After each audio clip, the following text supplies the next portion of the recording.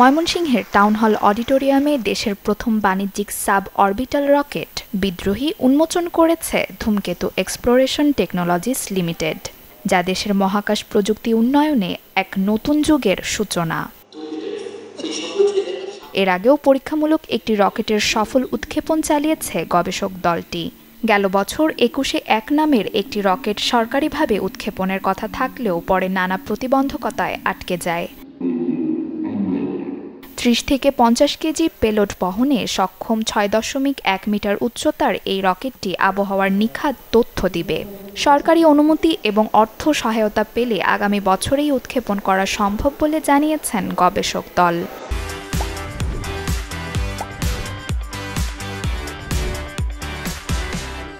আমাদের একটা ground station প্রয়োজন, আমাদের এটা লঞ্চ করার জন্য একটা লঞ্চ প্যাড প্রয়োজন, এবং এই দুইটা করার মাধ্যমে আমরা ফাইনাল যেটা লঞ্চ করা, রকেটটা লঞ্চ করা, সেটা হলো আমাদের লাস্ট মাইলস্টোন। তো আমাদের এই 3টা মাইলস্টোন বাকি আছে।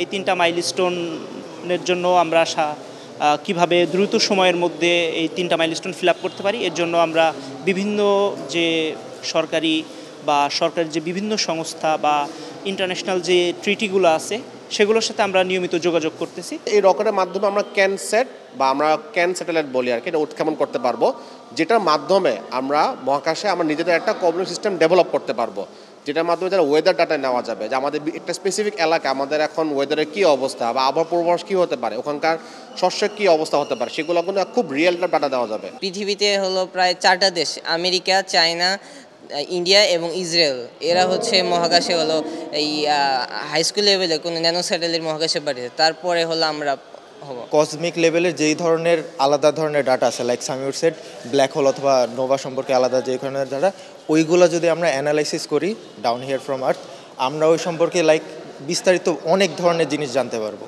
ধূমকেতু এক্সের প্রধান বলছেন, এই প্রকল্প ভবিষ্যতে দেশের মহাকাশ শিল্প, উপগ্রহ উৎক্ষেপণ ও বাণিজ্যিক গবেষণার পথ খুলে দেবে। এই রকেটের কিন্তু যদি আমরা ডিফেন্স সেক্টর ইউজ করি, আপনারা জানেন রকেটের ক্ষেত্রে রকেট এবং ডিফেন্স সেক্টরে যেসব প্রজেক্টেল থাকে তার মধ্যে পার্থক্য খুবই কম থাকে।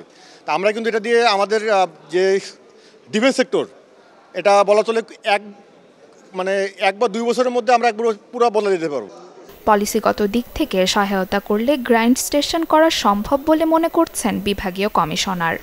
গবেষণা থেকে শুরু করে আপনার জলবায়ু পরিবর্তন সব ক্ষেত্রেই এটা খুব প্রয়োজনীয় একটা টেকনোলজি, আমাদের কাজে লাগবে।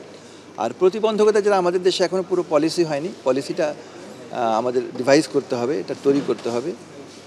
আর আর্থিক একটা বিষয় আছে, স্পন্সরটা করতে হবে, কারণ এখানে যে এক্সপেরিমেন্টেশন হবে এখানে অনেক খরচ আছে, তো সেগুলো আসলে প্যাট্রোনাইজ করতে হবে, তাহলে এরা ভালোভাবে কাজ করতে পারবে। তাদের আসলে গ্রাউন্ড যে স্টেশনটা, সেটার একটা সিদ্ধান্তের ব্যাপার আছে, তো সেটা আমাদের প্রশাসনিকভাবে এবং পলিসিগত দিক থেকে তাদেরকে সহযোগিতা করলে এটা সম্ভব।